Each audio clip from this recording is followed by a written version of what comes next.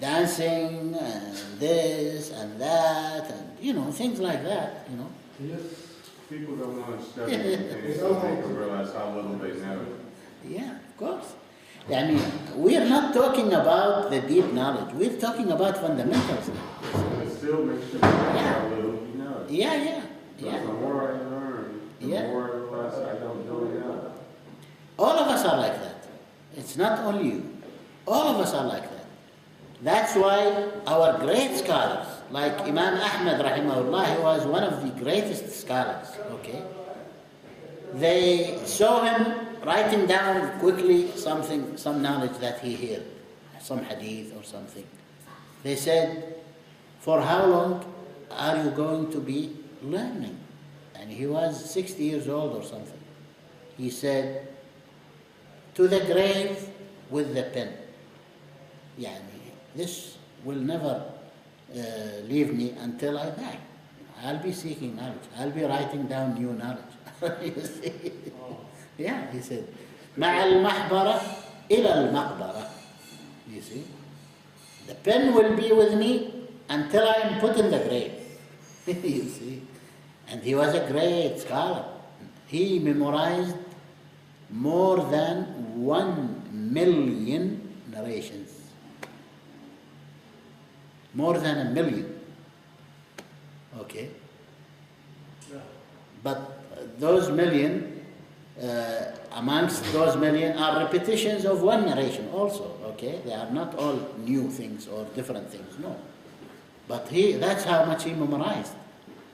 And 1 million narrations includes the hadiths of the Prophet ﷺ, the explanation of the verses by the companions, statements of the companions that he memorized.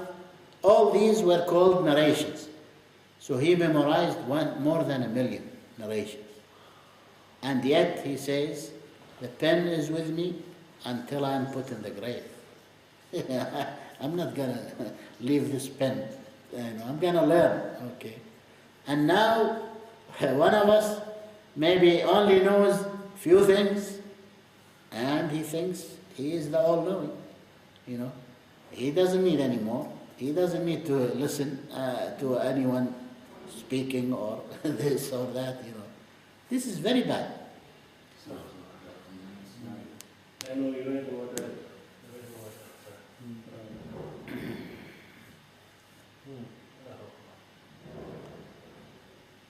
So this was the first lecture, I think, that we did.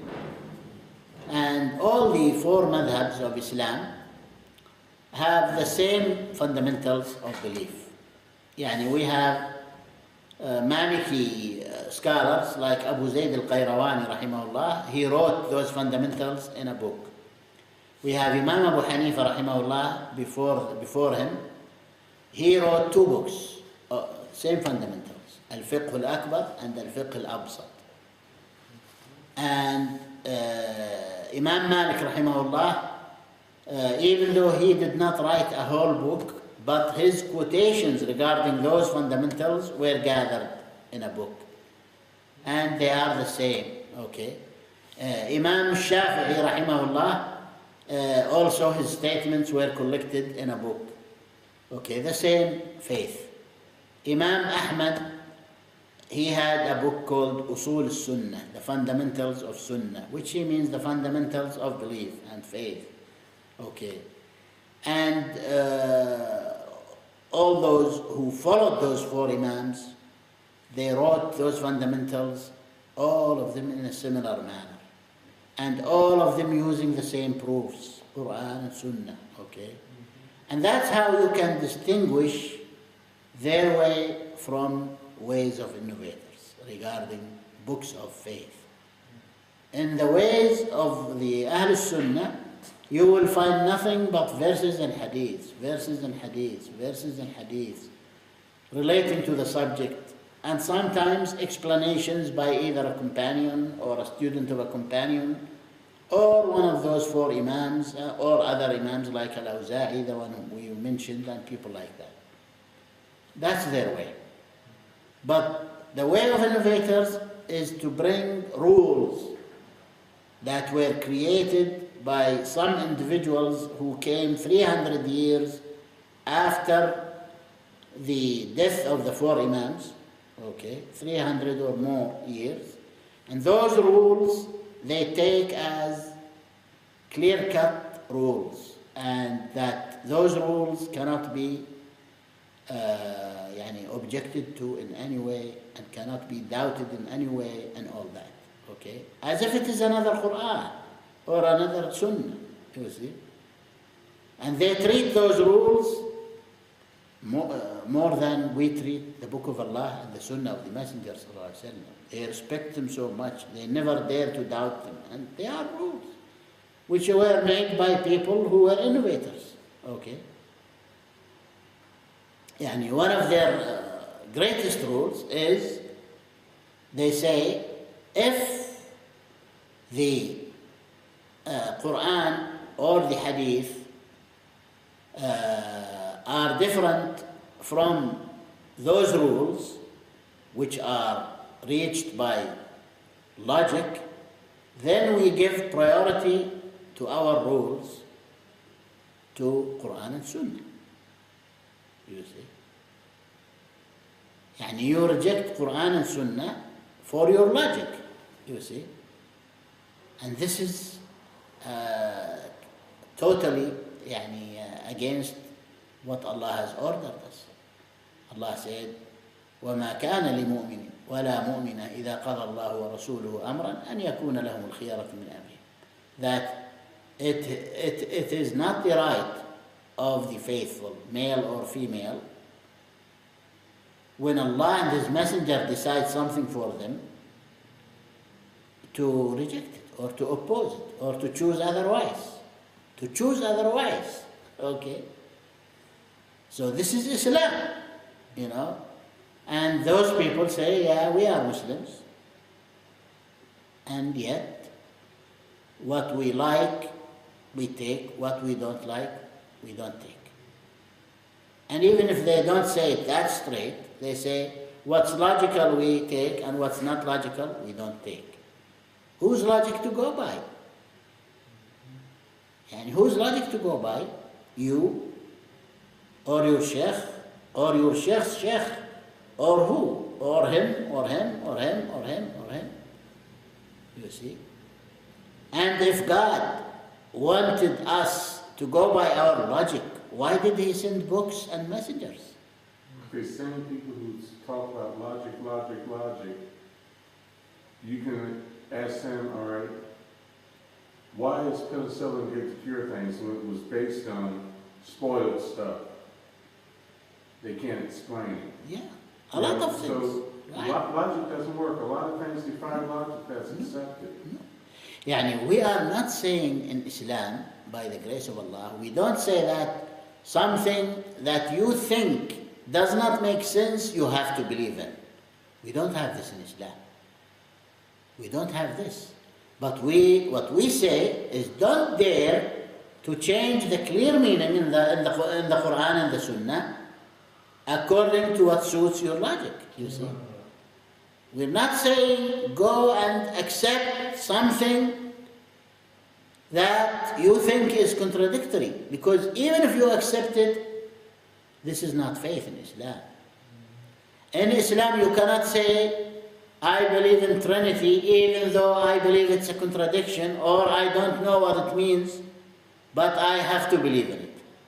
We don't have this in Islam. If you say this in Islam, you are not a Muslim. I think Dr. Abdullah did it best when he said, show me, I don't know. Yeah, show me. Right.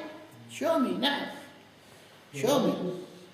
The books for the four Imams, are they translated in English? Most of them. Yeah, now a lot of what they have written is translated. But still, you're missing out a whole lot because there's some things that don't translate. That's why I'm trying to learn Arabic. Yeah, that's very good. Other things that don't translate. Right. And I don't want to get someone else's interpretation, because to me, I don't think Allah's going to talk to me through someone interpreting for me. Sahih. I think He's going to talk to me through me learning it myself. Yeah. because he put in my head that I need to learn it, so I must need to learn it. And I already know that it's going to take me years. It's not something you just go, I'm going to learn Arabic. I know Arabic. Right. It's going, I've got at least 4 more years before I can even scratch the surface. Before I can say I put a dent in it, before I can say I'm beginning to understand it. Yeah, you will learn it, inshallah.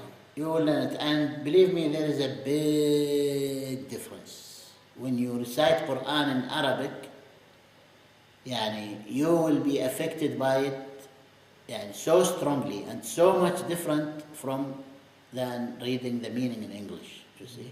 I know a lot of people in the States that can read the Quran in the Arabic text that's printed in English, and they're happy with that, and they don't have a clue as to what they're saying. And they understand the meaning also? No, they can say the words, but they don't have a clue. Yeah. My father originally is from Persia, okay? He used to recite Quran better than us, okay? And if you give him this book, which is Arabic, he would hold it upside down. He doesn't know to read anything in it. He would take the newspaper and do upside down. He doesn't know. But Quran, he was reciting it perfectly. He was correcting us. Okay? He could memorize. Yeah. He doesn't know. He was not speaking Arabic to us. He was speaking Persian almost. Okay? We learned Arabic from school. Okay. But this is the problem in the States. A lot of the Muslims there, they don't know which the correct books to follow. But you have to look at how it got to the States, how it became popular in the States, through prison system. But some of the Saudis came to the States too. Saudis? Yeah, in what, the 80s? Yeah.